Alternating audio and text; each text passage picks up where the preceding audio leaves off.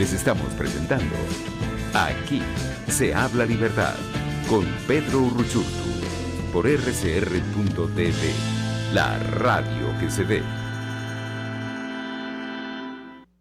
Bien amigos, continuamos en Aquí se habla libertad y en esta oportunidad pues presento a mi segundo invitado, un gusto también conversar con él. En esta oportunidad pues pasamos a hablar ahora de Venezuela y concretamente del estado Guárico. Pedro de Mendoza, periodista, además coordinador de 20 Venezuela en el estado Guárico, un gran luchador por la libertad también y además está haciendo un gran trabajo en el estado Guárico, y precisamente en función de eso el día de ayer hicieron pública una iniciativa muy interesante de la cual queremos que nos cuente y que es parte también de ese trabajo político en el estado Guárico, una iniciativa que se llama Guárico no olvida ni se deja, donde más de 100 guariqueños destacados de diferentes ámbitos, de diferentes partes del estado, han suscrito un documento del cual queremos que Pedro nos cuente. Así que bienvenido Pedro, aquí se habla libertad, un gusto conversar contigo en estos minutos. Muchísimas gracias Pedro, el gusto es mío y bien, sí, como tú mismo lo dices, este martes 17 de noviembre más de 100 ciudadanos del estado Guárico hicimos pública una comunicación dirigida especialmente con nombre y apellido a estas personas que se están candidateando, entre comillas, a la farsa electoral del 6 de diciembre en representación de estos traidores de la oposición. Amas de casa, estudiantes universitarios, bachilleres, comerciantes, productores agrícolas y dirigentes políticos, hemos decidido sumarnos a expresar nuestro planteamiento a estas personas en una carta que salió el martes y que hoy jueves se amplía con la posibilidad de que muchas más personas la suscriban en esta petición de firmas digital que ya está disponible en nuestras redes, @20guarico ya.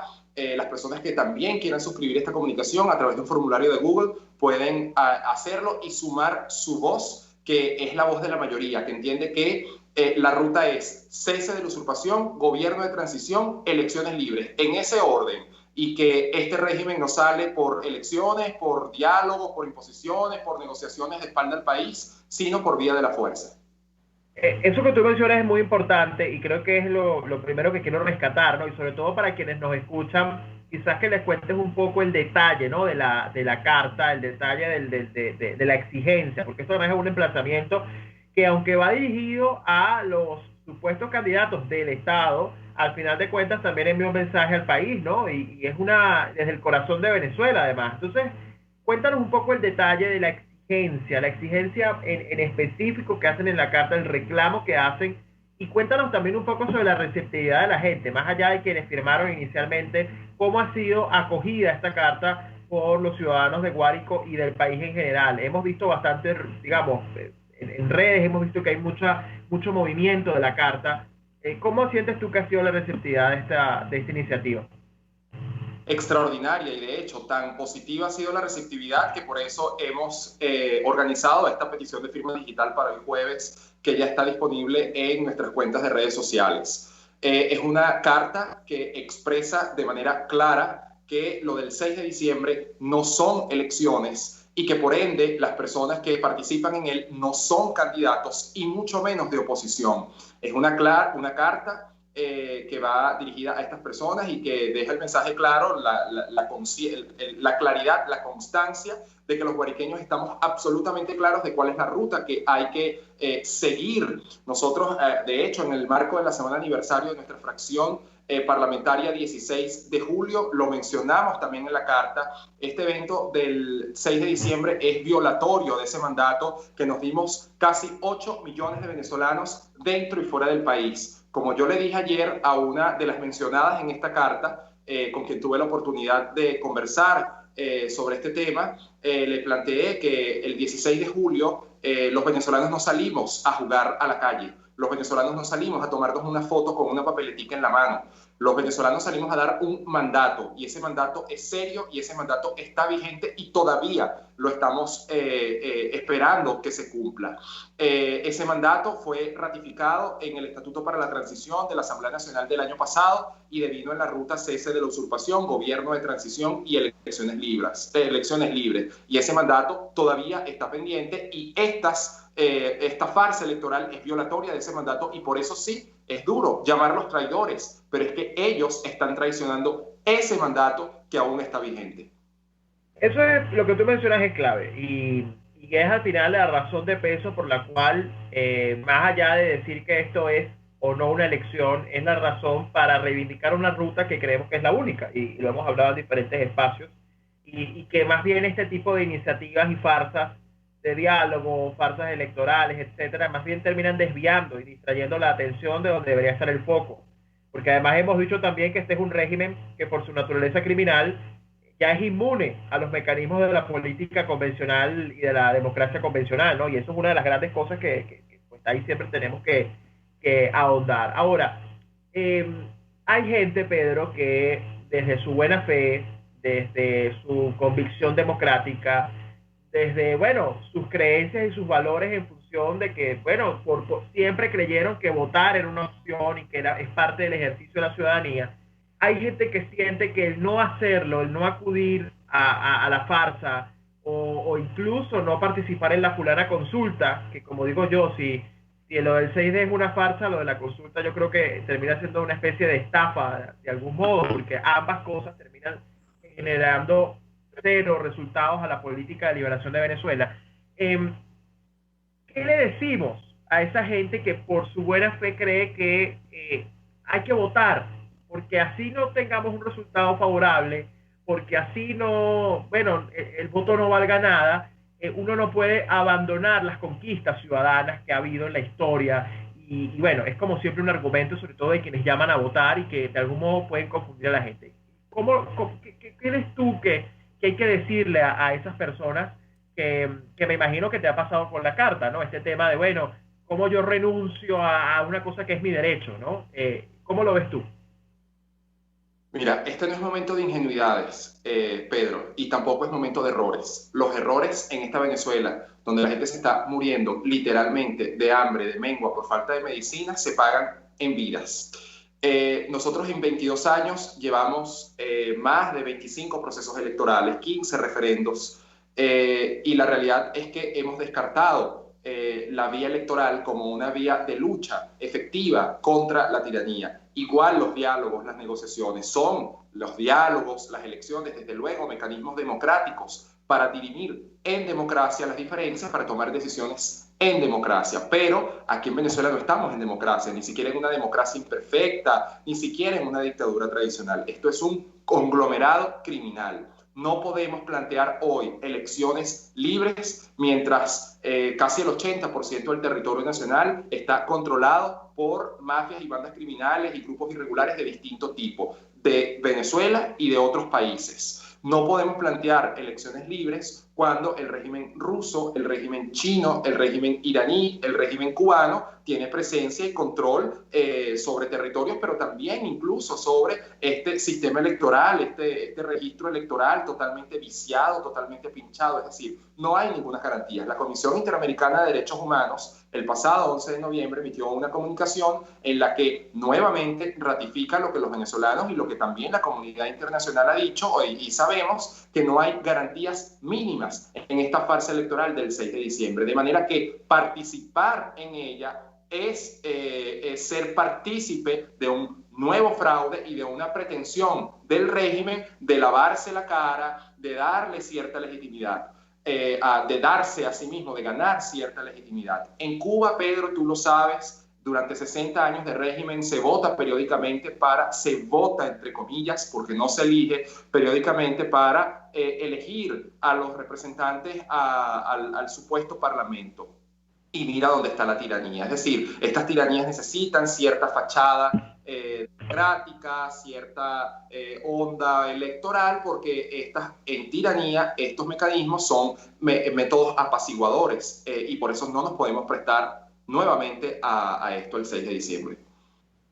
Tú mencionas algo clave que son los mecanismos legitimadores que usan estos regímenes para, por un lado, tener como a su oposición ideal o su oposición a la medida, que no es oposición al final de cuentas, pero que simula hacerlo y que incluso simula la lucha, ¿no? Y eso es dramático porque para un país que, en el caso de nuestro, que nuestra urgencia es tan drástica y tan evidente, pues las simulaciones son políticas, pero las muertes son reales, las muertes no se simulan en Venezuela, ¿no? Y yo creo que esa es una de las grandes reflexiones que hay que hacer en torno a esto. Pero te atajo la idea de esta cuestión de lo electoral o de ese fetichismo por lo electoral cuando ya no funciona en mecanismos o regímenes como estos, porque también está esta cuestión de la consulta. Es decir, por un lado tenemos la farsa del 6D, y claramente esa es la farsa mayor, si se quiere, porque claramente el régimen ahí está buscando consolidarse. Pero también tenemos este tema de la consulta, que al final tampoco da respuestas, ¿no? Y quería preguntarte también, a raíz de esta carta que has publicado, cómo tú percibes la visión de la gente con respecto a la consulta, porque esta consulta hemos dicho que es una consulta más allá del mecanismo que puede ser útil en determinadas circunstancias, como lo fue el 16 de julio del 2017, llega un momento en que en determinadas circunstancias ya no nos es útil, y no lo es porque la naturaleza del régimen ya es incompatible y la naturaleza de la lucha es incompatible. Es decir, seguir apostándole a rutas convencionales para un régimen no convencional nos va a seguir llevando al mismo resultado, es decir, que el régimen siga en el poder. ¿Cómo has percibido tú la conciencia de la gente alrededor de esto, sobre todo entendiendo que hay un esfuerzo importante por convencer y bajo el lema de alzar la voz, etcétera, ¿no? Como si en este país no se hubiera alzado la voz lo suficiente como para decirle al mundo que estamos en emergencia. Mira, Pedro, en todo el estado Guárico, yo que hablo todos los días con gente en comercios, en abastos, en la calle, en sus casas, por teléfono, la gente está en modo subsistencia. La gente está pendiente es del gas, la gente está pendiente de la gasolina, y la gente, gracias a Dios, en medio de su tragedia, sin luz, etcétera, entiende cuál es la causa de esta crisis humanitaria compleja.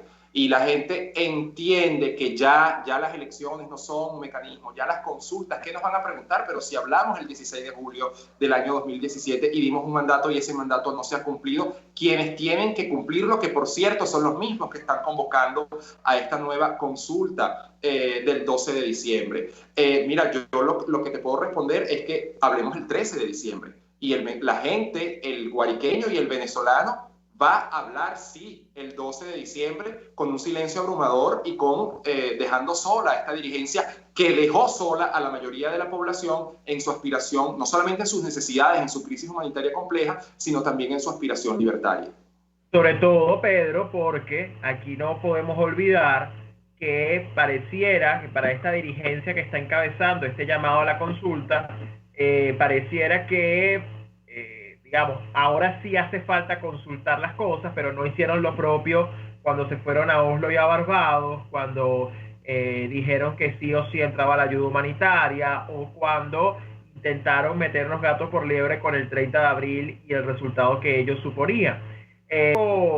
Contradictorio, pero además, en cierto modo, es un descaro en el sentido de que ahora, 2 años después, con tantos errores en los hombros, y con tanta desconfianza por parte de la gente, pretendan ahora consultarle en lo que pareciera ser, Pedro, no sé si coincides conmigo, un intento por ahora poner sobre la gente la responsabilidad de la dirigencia. Es decir ahora que todo lo que se haga o se deje de hacer obedece al mandato que la gente dio en esta fulana consulta. Cosa que en algún momento incluso hicieron con la del 16 de julio y luego se olvidaron de esa consulta. Pero entonces pareciera que por un lado lo que quieren es achacar la responsabilidad a la gente de los errores de la dirigencia y justificarse al actuar o no actuar. 2, pareciera que pretenden perpetuarse en una ruta que además están cambiando, porque ya ni siquiera es la ruta por la que el gobierno interino se juramentó el 23 de enero del 2019, sino que ahora la ruta es elecciones para salir de esto, cuando se suponía que primero tenía que hacer esa usurpación, y de ahí por eso también la reivindicación que hace tu carta de esa ruta original. Pero pareciera ahora que se busca perpetuar una ruta, un cambio de ruta que además no tiene fecha de culminación, sino cuando haya elecciones, quién sabe cuándo. Esto es dramático, porque al final lo que la gente percibe, más allá de lo que está pasando a nivel regional, a nivel internacional, con los aliados, y pareciera que esa incertidumbre con respecto a lo que está pasando afuera, la gente a lo interno se pregunta, bueno, y entonces, ¿qué queda? ¿Qué queda por hacer si al final esta gente nos está llevando a un laberinto sin salida? En tu perspectiva y además en tu trabajo diario en el estado Guárico, convenciendo a la gente de que hay otra ruta, de que hay una alternativa, de que es la OPE, de que es la fuerza, ¿cómo toman los guariqueños, en tu caso concreto porque es tu ámbito de acción, cómo toman los guariqueños esta ruta? ¿Y qué crees tú que los guariqueños están esperando si al final está esta farsa también por delante, que lo que busca es endosarle a la gente la responsabilidad de los políticos? Mira, tengo que decirlo, además, ser la voz de los guariqueños en esta conversación. Hay una muletilla en cada casa del Estado Guárico cuando tú vas a hablar con la gente. Y la gente, que yo no uso la palabra, aunque es una de las que también, la gente dice intervención. La gente sabe que solos no podemos. Como me dijo a mí un amigo en Camaguán hace un tiempo, mira, aquí ya casi lo que nos falta que nos quiten es el aire para respirar. Ya nos lo han quitado todo. ¿Qué más nos pueden quitar? Aquí estamos dispuestos a todo. También, como me lo decía un amigo en Calabozo, mira, yo le estoy explicando a la gente lo de la consulta de la siguiente manera. Suponte tú que tienes tu casa con goteras, el techo lo tienes, llueve más adentro que afuera. Imagínate tú que entonces tú le vas a preguntar a tu mujer si está de acuerdo. Mira, vamos, ¿será que hay que arreglar el techo? Por supuesto que lo tienes que arreglar. Algo parecido está sucediendo de cara a esta consulta del 12 de diciembre. Y yo ratifico, Pedro, esperemos al 12 de diciembre para que constatemos que la gente está clara, la gente sigue clara, no solamente porque sufre en carne propia lo terrible de esta crisis humanitaria compleja producida por un sistema de mafias, sino también porque la gente está clara de que la vía no es esa y de que esa consulta, si bien es un mecanismo constitucional, es innecesaria, es inútil, porque la consulta vigente es la del 16 de julio y la gente está absolutamente clara y yo no tengo ninguna duda de eso. Y cada vez que voy a la calle voy a confirmarlo y a ratificar que es la vía que queda. Sí, es una vía dura, sí, pero las demás vías, ¿cuáles son? Votar.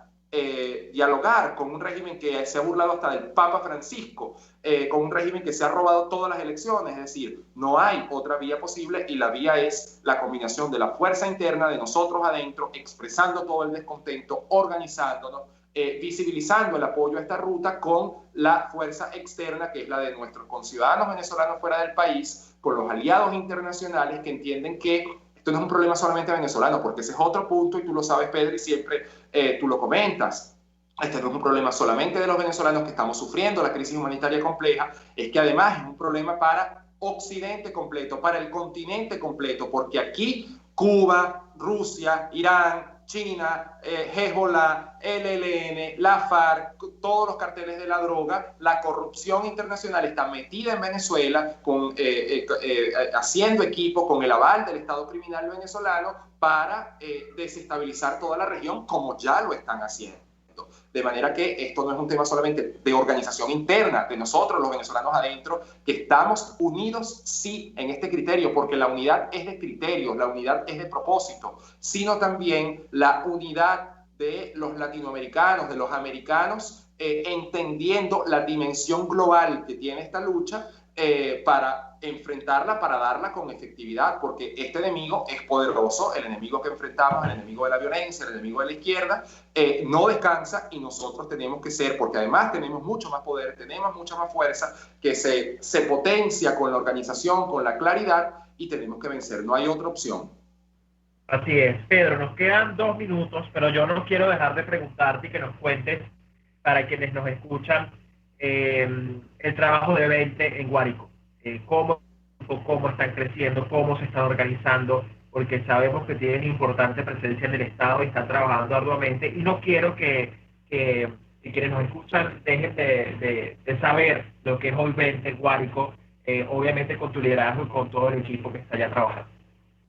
Sí, bueno, Guárico ha sido un estado tradicionalmente llevado por una dirigencia política que no se corresponde con el mayoritario de los guariqueños y que hoy menos que menos. En ese contexto, nuestra organización crece con gente, con muchos que no pensábamos, me incluyo, hacer política, pero que entendemos que en el momento actual que vivimos es necesario activarnos. Y así profesionales, comerciantes, bachilleres, gente que amas de casa, productores se han unido a nuestra organización política en los distintos municipios del estado, entendiendo que la lucha no es solo por salir de este sistema criminal, pero es que después que logremos salir de este sistema criminal toca también una tarea súper compleja, que es la transformación desde la raíz de nuestro país. Y en ese momento, cuando toque transformar a Venezuela desde la gobernación, desde las alcaldías, desde los consejos municipales, consejos legislativos estadales,